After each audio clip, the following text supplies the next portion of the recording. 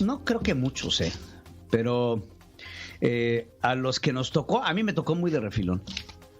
Pero antes, estoy hablando de la época, pues yo creo que al final de Miguel de la Madrid, inclusive un poco ya con Carlos Salinas de Gortari, y de ahí para atrás, existía lo que se conocía como los defensores de las audiencias. ¿Alguien ha escuchado? ¿Tú has escuchado hablar de los defensores de las audiencias?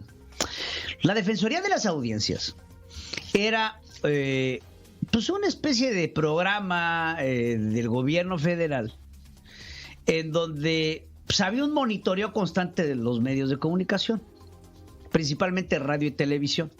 No la prensa escrita, ahorita lo voy a explicar por qué. En donde te monitoreaban y entonces en el momento en el que tú ejercías un comentario que no le gustara al gobierno federal, el gobierno federal te hacía una llamada a la estación o directamente a la cabina. Antes había el famoso teléfono rojo, hacía el estilo Batman, en donde te sonaba, no sonaba, pero te brillaba una luz cuando hacías un comentario incómodo y era la Secretaría de Gobernación o el dueño del medio de comunicación que te decía, ay, manito, ya dijiste esto contra... O sea, hoy no le pegues a mí. Ya sabes, ¿no? Entonces, había una falta de libertad de expresión. Todavía cuando yo entré a los medios de comunicación, evidentemente, mis jefes de redacción y mis jefes de contenido editorial, pues venían de la vieja escuela. Y me acuerdo que me decían, Pedro, a nadie le importa tu opinión. Tú vienes aquí a dar noticias, no a opinar sobre ellas. Me acuerdo, una vez estaba yo en una reunión, justamente en donde se estaba dando a los jóvenes periodistas, se nos estaba dando cátedra sobre cuáles eran los lineamientos de comunicación de la empresa. Estoy hablando hace muchos años, Y después de que me dan una cátedra de, ¿qué les gusta? 100 puntos de lo que no podía yo hablar. Se voltea en ese entonces mi jefe, que no lo quiero balconear, pero era Roberto Rock. Hágame el favor. Y me dice, ¿tienes alguna observación, señor Ferriz? Y le dije, mire, don Roberto, como sé que mis observaciones le valen madre, entonces mejor no voy a decir nada. Porque de todos modos se va a hacer lo que usted diga. Porque era el director editorial del medio en el que yo trabajaba en ese momento. Y poco a poco esto fue evolucionando. Se hizo una reforma, una legislación, en donde se cambia los códigos, famosos códigos de ética, a la responsabilidad de la estación.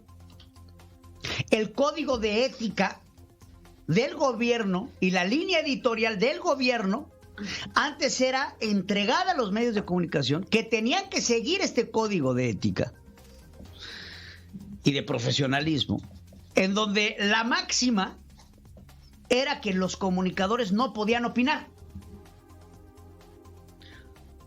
porque a nadie le interesaba nuestra opinión y porque nuestra opinión podría ser contraproducente para las políticas del gobierno.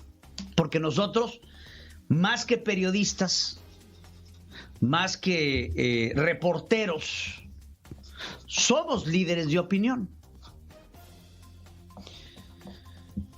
La Sala Segunda de la Suprema Corte de Justicia de la Nación, el día de ayer, dio a conocer que regresa la Defensoría de las Audiencias,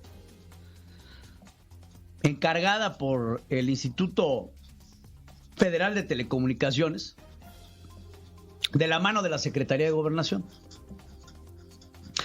Y regresa esta política de no pago para que me peguen. Acuérdense que los espectros televisivos y radiofónicos en nuestro país son concesiones. Y estas concesiones pueden ser revocadas por la Secretaría de Comunicaciones y Transportes, que es la que da, es el concesionario, a través del gobierno federal. Entonces, esta nueva ley mordaza del gobierno federal hará que muchos medios de comunicación tengan que ponerle el bozal a sus periodistas, so pena de ser multados o de que su espectro radiofónico televisivo sea retirado por el gobierno federal. Fíjense la gravedad de lo que estoy diciendo. La ley la iniciativa, porque todavía no es una ley como tal, que presenta la segunda sala del Tribunal Superior de Justicia de la Nación, no habla de lo digital en específico, de las benditas redes sociales. Sin embargo, el simple hecho de que personas, no nada más estaciones de radio y televisión, sino personas en específico, puedan ser multadas por el gobierno por ejercer su opinión, me regresa a la Cuba de Fidel Castro, a la Venezuela de Hugo Chávez, vamos, a este sistema ocrocrático en donde las mafias del poder tienen control de absolutamente todo, poniendo en riesgo, ahora sí, la democracia nacional. Es francamente preocupante. Como periodista, se los digo, muchos medios de comunicación tendrán que bajar la cortina ante la posibilidad del gobierno federal de que se las bajen a ellos por informar a la gente. ¿Cuál es el argumento del gobierno? El argumento será que lo que se busca es diferenciar el fake news, el deep web news, de lo que es la noticia, conveniente para ellos o no. El gobierno de Andrés Manuel López Obrador da noticia todos los días y de todas cosas. Y no siempre la opinión de los que estamos detrás del oficio del micrófono les conviene. Es más, casi les puedo garantizar que de no cobrarle al gobierno federal, muchas de las opiniones de los que hoy los defienden no serían así. Estoy convencido de que periodistas mercenarios como Federico Arriola, como Vicente Serrano, como, Álvaro Delgado, Julio Astillero, etcétera, que hoy trabajan de la mano del gobierno federal, tienen detrás de su conciencia